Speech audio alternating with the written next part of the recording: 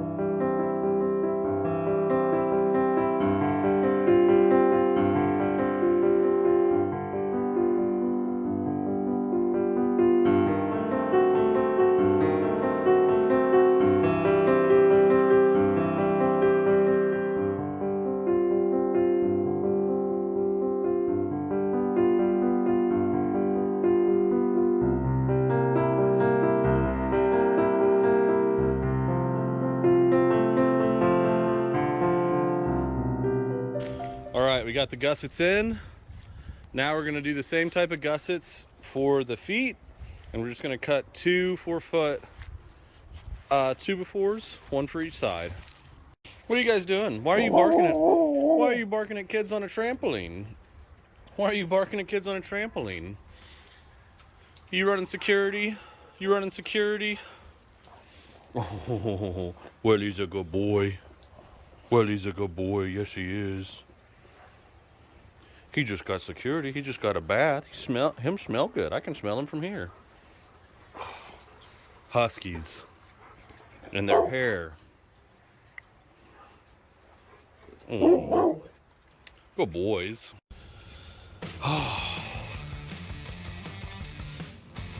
It is complete. I don't know what its max rating would be, but it can definitely lift a boat motor up.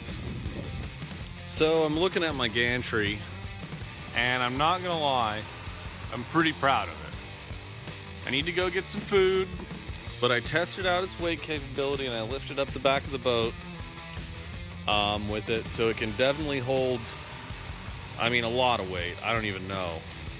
I think this boat weighs about 800 pounds. So lifting up this back here with the motor on it, both these motors actually, I'm pretty satisfied with its lifting capabilities. I think before I really use it though, and I have like a freestanding, so the boat is still, it's not like technically free when you lift it up, right? So it's, the front end of it is held. So it's not really a loose hanging weight. And I think that I want to add a piece of wood on the legs right there to go to the feet. And this will actually, I think I'll cut new pieces and I'll take this and I'll essentially double it with this board, and then I'll cut it off on bottom so it'll act like a doubling board, and it'll connect to these feet with a cross grain screw that's not like toe screwed in. So these like toe screws, I'm thinking that once I have like 300 pounds swinging from this and me jerking on it, it could create an issue. This is a little bit overbuilt on top, but really I think my issue, if there's any safety concern, it's with how I built these legs. And I think I'm just gonna double up these gussets and go that route. I mean, you can even see like it's not as sturdy and as rigid as I'd like, and I think that'll help. Not 100% sure, but I'm gonna try it, and whenever I get that done, I think we'll do the lift. The thing is, I'm out of screws, so I'll probably just go ahead and do it tomorrow. All right, see you then. Alrighty, it's the next morning. Gantry is built. Gonna start the lift and lift this engine off. So let me just cover what I did. Whenever I was talking about those blocks last night, I don't know if I explained it well enough. I wanted blocks to make sure that this post won't kick out on bottom. I feel like this thing that I've done here is like a pivot point.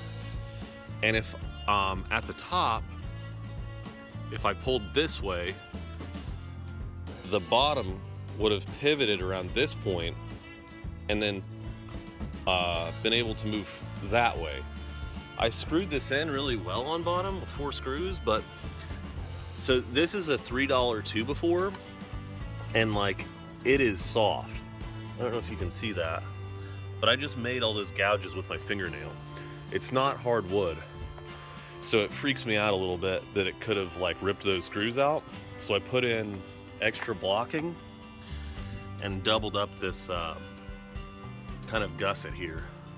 So that way that bottom of that post can't move. Unfortunately, I ran out of 2x4, so I had to put in a little block there. So, but I think that's gonna be plenty strong. This is just basically like peace of mind at this point. But yeah, got a little chain fall from Harbor Freight, or come along from Harbor Freight, and I'm rigging it up. Got a little ratchet strap wrapped around here and wrapped around there. This is nowhere, I could lift this motor myself, but this is more of a test for stability, and if I drop this motor, I don't care because it's not that big of a deal. Yeah, I've actually got to go. I'm gonna go put on steel-toed boots for this, but I will get back. I will videotape the whole lift procedure and get this onto an engine stand.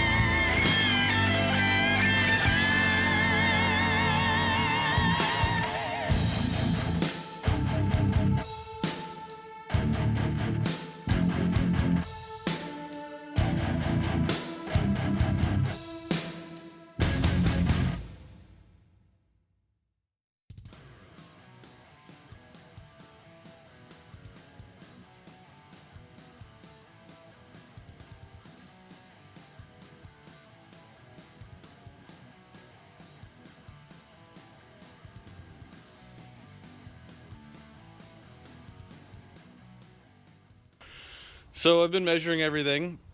I've been looking at this. I really don't like these clamps, but they're only hand tight.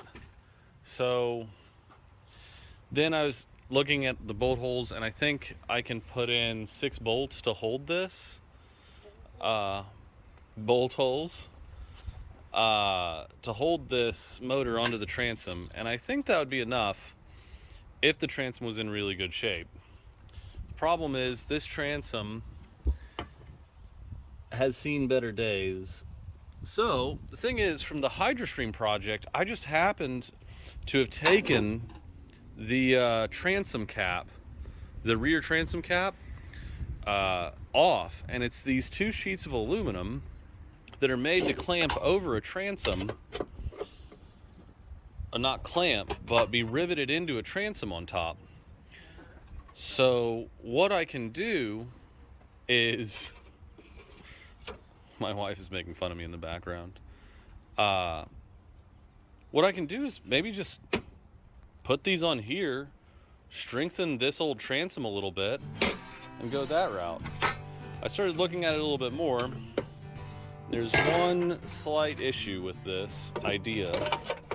It's that the transom, this corner on this piece is straight.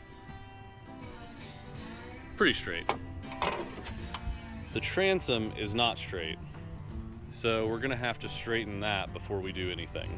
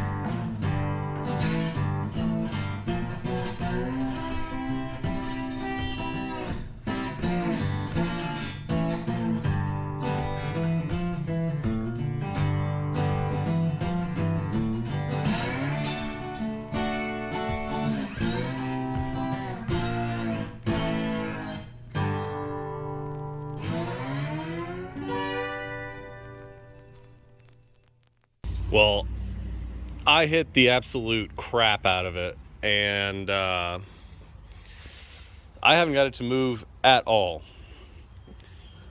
The thing is it's bowed like this, so it's concave in this way, and then it's convex toward us right now, so it's convex this way. And that's the way that, while it's hanging off of the back, that's where most of the torque is going to be. That's the same direction, so it's giving to that torque moment. I think I'm going to adapt those caps on. It shouldn't affect the fitment at all. Let's just make sure.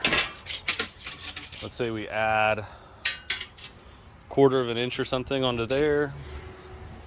This is about 1 5/8. And this board is about 1.5 inches, and it looks like our jaws are huge on this motor, so I don't think that'll affect our fitment. We'll have to do a few extra things, like I'll have to get some big clamps, screw this in. Well, shit. Yeah, I'll put this all on, cut these to where they fit perfectly, clamp it with C-clamps, and hopefully that'll straighten it out and smash it all together. And then I'll drill through these holes. Oh, here, I'm not even looking at them.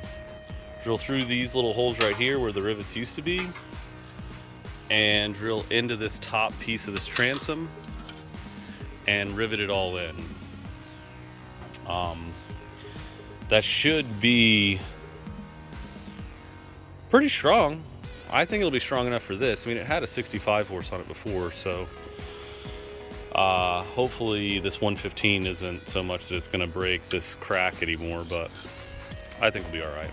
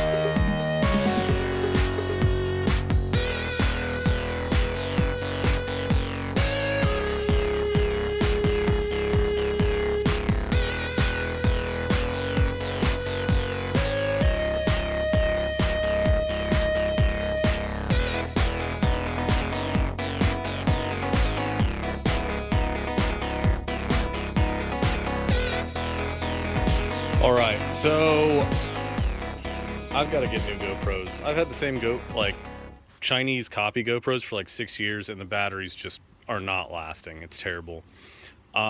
So I cut these edges off, sanded off the sharp parts. I've got it all fit up here. I've drilled a few holes, got it clamped in place, and I'm gonna start riveting.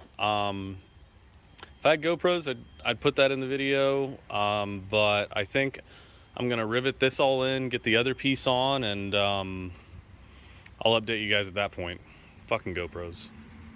All right, so now that I've got this all set up, I riveted along here, drilled a few new holes and added a few rivets. On this side I didn't add any holes because I felt like it's not really doing much of anything past just being a big solid chunk of metal for it to rip through, if it has to rip through it. Just to get it on video, I'm going to explain what rivets are. So these is what they look like finished. These is what they look like starting out. These, see that little ball on the end? That gets pulled through. So the thing that I'm holding gets grabbed onto and pulled through that collar. It expands out and gets real fat and holds two pieces of metal together. So you pull it through with a rivet gun. Slides in, does that. I think I can just do this.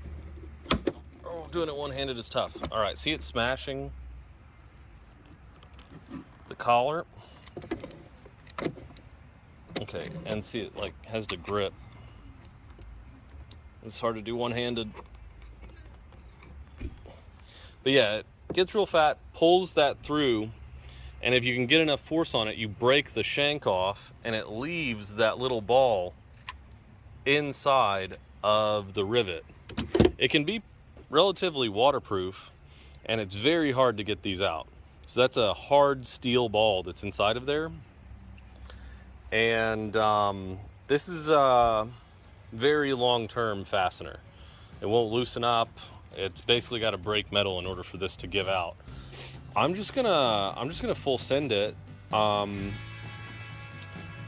There's something I wanted to bring up though before I went too much further. You've seen me already lifting with ratchet straps. Don't lift with ratchet straps. This is a bad idea.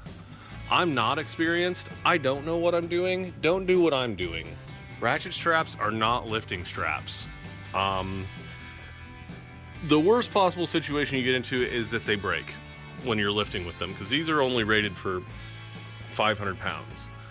The other thing is, if you lift with a ratchet strap, there's only one way to release it, and that's a full release.